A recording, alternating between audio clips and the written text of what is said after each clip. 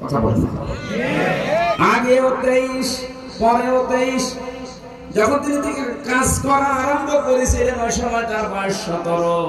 40 বছর একাধারে বিভিন্ন সংগঠন তৈরি করে চেষ্টা চালিয়েছেন, কিন্তু কাঙ্ক্ষিত মানের শান্তি আনতে পারেন না। যদিও সংঘর নাম দিয়েছিলেন হিলফুল ফুজুল, শান্তির সংঘ। শান্তি কায়েম করতে পারেন না।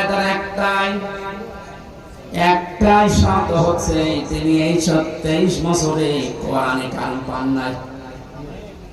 কোরআন না পেলে এত বড় মহামানব শান্তি 100 ভাগ কায়েম করতে পারেননি।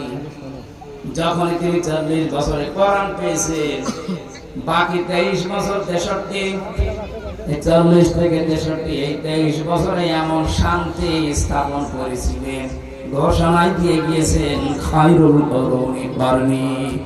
আমার